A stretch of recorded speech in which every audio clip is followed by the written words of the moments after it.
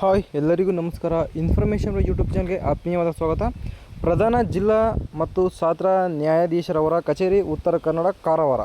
ಇಲ್ಲಿ ಆಗಸ್ಟ್ 5ನೇ 2026 ದಿನಾಂಕದಂದು ನೋಡಿ ಕೋರ್ಟ್ನಲ್ಲಿ ಹಲೋ ಸ್ನೇಹಿತರೆ, ಎಲ್ಲರಿಗೂ ಇನ್ಫಾರ್ಮೇಷನ್ ಯೂಟ್ಯೂಬ್ ಚಾನಲ್ಗೆ ನಿಮ್ಮೆಲ್ಲ ಆತ್ಮೀಯವಾದ ಸ್ವಾಗತ. ಪ್ರಧಾನ ಜಿಲ್ಲಾ ಮತ್ತು ಸತ್ರ ನ್ಯಾಯಾಧೀಶರವರ ಕಚೇರಿ, ಉತ್ತರ ಕನ್ನಡ, ಕಾರವಾರ. ಇಲ್ಲಿ ಆದೇಶ ಜಾರಿಕಾರ ಮತ್ತು ಜವಾನ ಹುದ್ದೆಗಳಿಗೆ ಅರ್ಜಿಗಳನ್ನು ಆಹ್ವಾನಿಸಲಾಗಿದೆ. ಅದರ ಮೇಲೆ ದಿನಾಂಕ 5ನೇ ಆಗಸ್ಟ್ 2026 ದಿನಾಂಕದಂದು ಅಧಿಸೂಚನೆ ನೋಟಿಫಿಕೇಷನ್ ಕೂಡ ರಿಲೀಸ್ ಆಗಿದೆ ಸ್ನೇಹಿತರೆ. ಆನ್ಲೈನ್ ಮೂಲಕ ಅರ್ಜಿಗಳನ್ನು ಸಲ್ಲಿಸಲು ಪ್ರಾರಂಭ ದಿನಾಂಕ ಕೂಡ ನೋಡಿ ಕೊಟ್ಟಿದ್ದಾರೆ. 17/8/2026 ಆಗಿರುತ್ತೆ. ಕೊನೆಯ ದಿನಾಂಕ ಬಂದುಬಿಟ್ಟು 16/9/2026 ರಾತ್ರಿ 12 ಗಂಟೆವರೆಗೂ ನಿಮಗೆ ಕಾಲಾವಕಾಶವನ್ನು ಕೊಟ್ಟಿರ್ತಾರೆ. ಅದರ ಬಗ್ಗೆ ಈ ಒಂದು ವಿಡಿಯೋದಲ್ಲಿ ಸಂಪೂರ್ಣವಾದ ಮಾಹಿತಿಯನ್ನು ತಿಳಿಸ್ತೇನೆ. ಸ್ಕಿಪ್ ಮಾಡದ ವಿಡಿಯೋವನ್ನು ಸಂಪೂರ್ಣವಾಗಿ ನೋಡಿ. ಇದೇ ಥರದ ಹೆಚ್ಚಿನ ಉದ್ಯೋಗ ಮಾಹಿತಿಗಳನ್ನು ಕನ್ನಡದಲ್ಲಿ ತಿಳಿಯೋ ಇನ್ಫಾರ್ಮೇಷನ್ ಯೂಟ್ಯೂಬ್ ಚಾನಲ್ ಸಬ್ಸ್ಕ್ರೈಬ್ ಆಗಿಲ್ಲ ಅಂದರೆ ದಯವಿಟ್ಟು ಸಬ್ಸ್ಕ್ರೈಬ್ ಮಾಡ್ಕೊಳ್ಳಿ. ಬರ್ತಕ್ಕಂಥ ಬೆಲ್ಲೈಕನ್ ಕೂಡ ಕ್ಲಿಕ್ ಮಾಡ್ಬೋದು.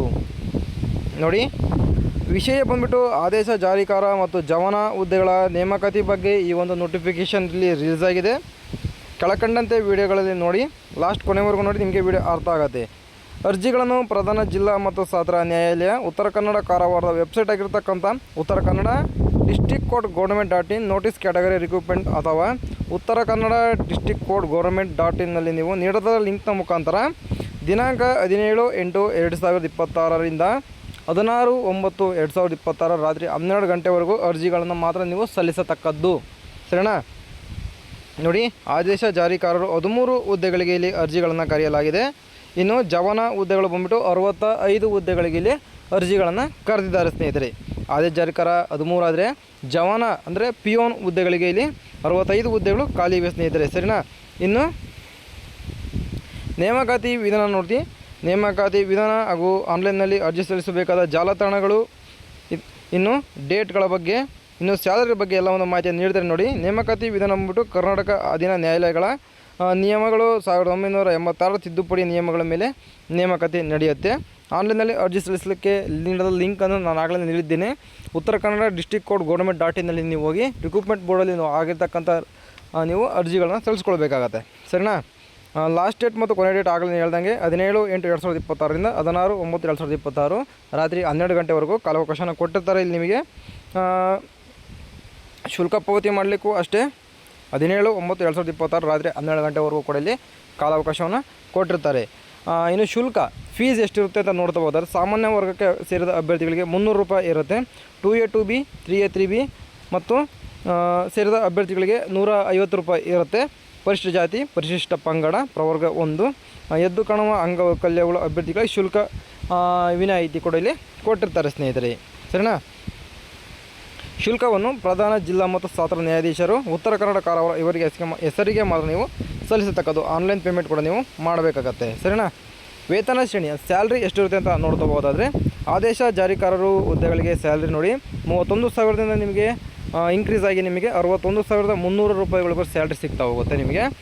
ಜವಾನಗೆ ನೋಡಿ ಪಿಯೋನ್ ಹುದ್ದೆಗೆ 27,000ದಿಂದ 46,000ವರೆಗೂ ನಿಮಗೆ ಸ್ಯಾಲ್ರಿ ಸಿಗ್ತಾ ಹೋಗುತ್ತೆ. ಶೈಕ್ಷಣಿಕ ವಿದ್ಯಾರ್ಹತೆ ನೋಡಿ ಎಷ್ಟಿರಬೇಕಪ್ಪ ಅಂತಂದರೆ, ಆದೇಶ ಜಾರಿಕಾರರಿಗೆ ಶೈಕ್ಷಣಿಕ ವಿದ್ಯಾರ್ಹತೆ ನೋಡಿ SSLC ಪರೀಕ್ಷೆಯಲ್ಲಿ ಉತ್ತೀರ್ಣತೆ ಅಥವಾ ತತ್ಸಮಾನ ವಿದ್ಯಾರ್ಹತೆಯನ್ನು ಹೊಂದಿರಬೇಕಾಗತ್ತೆ. ಆದೇಶ ಜಾರಿಕಾರರಿಗೆ ಭಾರಿ ಮತ್ತು ಹಗುರ ವಾಹನ ಚಾಲನಾ ಅನುಜ್ಞಾನ ಪತ್ರ, ಡ್ರೈವಿಂಗ್ ಲೈಸೆನ್ಸ್, HMV ಮತ್ತು LMV ಹೊಂದಿರೋರಿಗೆ ಮಾತ್ರ ಆದ್ಯತೆಯನ್ನು ಇಲ್ಲಿ ನೀಡ್ತಾರೆ ಸ್ನೇಹಿತರೆ. ಸರಿನಾ? ಇನ್ನು ಜವಾನ ಹುದ್ದೆಗೆ ವಿದ್ಯಾರ್ಹತೆಯನ್ನು ನೋಡ್ತಾ ಹೋದರೆ, SSLC ಪರೀಕ್ಷೆಯಲ್ಲಿ ಉತ್ತೀರ್ಣತೆ ಅಥವಾ ತತ್ಸಮಾನ ವಿದ್ಯಾರ್ಹತೆಯನ್ನು ನೀವು ಹೊಂದಿರಬೇಕಾಗತ್ತೆ. ಕನ್ನಡವನ್ನು ಓದಲು ಬರೆಯಲು ನಿಮಗೆ ಕಡ್ಡಾಯವಾಗಿ ಬರಬೇಕಾಗತ್ತೆ ಸ್ನೇಹಿತರೆ. ಇದು ವಿದ್ಯಾರ್ಹತೆ ಬಗ್ಗೆ ಆಗಿತ್ತು. ಇನ್ನು ವಯೋಮಿತಿ ಬಗ್ಗೆ ನೋಡ್ತಾ ಹೋಗೋದಾದರೆ, ಕನಿಷ್ಠ 18 ವರ್ಷಗಳನ್ನು ನೀವು ಪೂರೈಸಿರಬೇಕಾಗತ್ತೆ ಅರ್ಜಿ ಆಗ್ತಕ್ಕಂಥ ದಿನಾಂಕಕ್ಕೆ. ಸರಿನಾ? ಸಾಮಾನ್ಯ ವರ್ಗದ ಅಭ್ಯರ್ಥಿಗಳಿಗೆ 40 ವರ್ಷ ಮೀರಿರಬಾರದು. ಪ್ರವರ್ಗ 2A 2B 3A 3B ಅಭ್ಯರ್ಥಿಗಳಿಗೆ 43 ವರ್ಷಗಳನ್ನು ಕೊಟ್ಟಿದ್ದಾರೆ. ಇನ್ನು ಪರಿಶಿಷ್ಟ ಜಾತಿ, ಪರಿಶಿಷ್ಟ ಪಂಗಡ, ಪ್ರವರ್ಗ ಹಾಗೂ ಪ್ರವರ್ಗ 1ಕ್ಕೆ ಸೇರಿದ ಅಭ್ಯರ್ಥಿಗಳಿಗೆ 45 ವರ್ಷಗಳನ್ನು ಇಲ್ಲಿ ಏಜನ್ನು ನಿಗದಿಯನ್ನು ಪಡಿಸಿದ್ದಾರೆ ಸ್ನೇಹಿತರೆ. ಸರಿನಾ? ಇನ್ನು ಸೇವಾ ಪರಿವೀಕ್ಷಣಾ ಅವಧಿ ನೋಡಿ 2 ವರ್ಷಗಳ ಅವಧಿಗೆ ಅಥವಾ ಅಗತ್ಯವಿದ್ದರೆ ವಿಸ್ತರಿಸಬಹುದಾದ ಅವಧಿಗೆ ಇಲ್ಲಿ ವಿದ್ಯಾರ್ಥಿಗಳನ್ನು ನೇಮಕಾತಿಯನ್ನು ಮಾಡ್ಕೊಳ್ತಾರೆ ಸ್ನೇಹಿತರೆ. ಸಂದರ್ಶನ ಇರುತ್ತೆ. ಸಂದರ್ಶನ ನೋಡಿ ಯಾವುದೇ ರೀತಿ ಎಕ್ಸಾಮ್ ಇರೋದಿಲ್ಲ, ಡೈರೆಕ್ಟ್ ನಿಮಗೆ ಇಂಟರ್ವ್ಯೂ ಕೂಡ ಇರುತ್ತೆ ಸ್ನೇಹಿತರೆ. ಅಭ್ಯರ್ಥಿಯು ಶೈಕ್ಷಣಿಕ ಅರ್ಹತೆ ಪರೀಕ್ಷೆಗಳಲ್ಲಿ ಗಳಿಸಿರುವ ಶೇಕಡಾವಾರು ಅಂಕಗಳ ಆಧಾರದ ಮೇಲೆ ಒಂದು ಹುದ್ದೆಗೆ 25 ಅಭ್ಯರ್ಥಿಗಳಂತೆ 1:25 ಅನುಪಾತದಲ್ಲಿ ಅತಿ ಹೆಚ್ಚು ಅಂಕಗಳು ಪಡೆದ ಅಭ್ಯರ್ಥಿಗಳನ್ನು ಅಧಿಸೂಚಿಸಿರುವ ಹುದ್ದೆಗಳ ಮೀಸಲಾತಿ ಗುಣವಾಗಿ ಸಂದರ್ಶನಕ್ಕೆ ಕರೆಯಲಾಗುವುದು. ಸಂದರ್ಶನಕ್ಕೆ ಒಟ್ಟು ಅಂಕಗಳನ್ನು ನಿಗದಿಯನ್ನು ಪಡಿಸಿರ್ತಾರೆ ಸ್ನೇಹಿತರೆ. ಸರಿನಾ? ಜವಾನ ಹುದ್ದೆಗಳಿಗೂ ಅಷ್ಟೇ SSLC ಪರೀಕ್ಷೆಯಲ್ಲಿ ಪಡೆದ ಅಂಕಗಳ ಶೇಕಡಾವಾರು ಆಧಾರದ ಮೇಲೆ ಒಂದು ಹುದ್ದೆಗೆ 1:10 ಅನುಪಾತದಂತೆ ನಿಮಗೆ ಸಂದರ್ಶನಕ್ಕೆ ಕರೀತಾರೆ ಸ್ನೇಹಿತರೆ. ಇದಕ್ಕೂ ಕೂಡ ಸಂದರ್ಶನಕ್ಕೆ 10 ಮಾರ್ಕ್ಸ್ಗಳನ್ನು ಇಟ್ಟಿರ್ತಾರೆ. ಸರಿನಾ? ಆಗಲೇ ಹೇಳ್ದಂಗೆ ಡೈರೆಕ್ಟ್ ಇಂಟರ್ವ್ಯೂ ಇರುತ್ತೆ. ಆದೇಶ ಜಾರಿಕರಿಗೆ ಸಂದರ್ಶನದಲ್ಲಿ ಪಡೆಯುವ ಅಂಕಗಳ ಆಧಾರದ ಮೇಲೆ ಇದಿರುತ್ತೆ, ಆಯ್ಕೆ ವಿಧಾನ ಇರುತ್ತೆ. ಜವಾನರಿಗೂ ಅಷ್ಟೇ ಸಂದರ್ಶನದಲ್ಲಿ ಪಡೆಯುವ ಅಂಕಗಳ ಆಧಾರದ ಮೇಲೆ ನಿಮಗೆ ಇದನ್ನು ಹುದ್ದೆಗಳು ಕೂಡ ತೊಗೊಳ್ತಾರೆ ಸ್ನೇಹಿತರೆ. ಸರಿನಾ?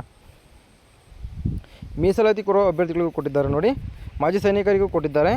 ಇನ್ನು ಗ್ರಾಮೀಣ ಅಭ್ಯರ್ಥಿಗಳು, ತೃತೀಯ ಲಿಂಗದ ಅಭ್ಯರ್ಥಿಗಳು, ಸರ್ಕಾರಿ ನೌಕರರು, ಯೋಜನಾ ನಿರಾಶ್ರಿತರು, ಅದೆಲ್ಲ ನಿಮಗೆ ಇಂಥವ್ರು ಕೂಡ ಅರ್ಜಿಗಳನ್ನು ಸಲ್ಲಿಸಿಕೊಳ್ಬೋದು. ದಾಖಲಾತಿ ಪರಿಶೀಲನೆ ಇರುತ್ತೆ ಸ್ನೇಹಿತರೆ. ಸರಿನಾ?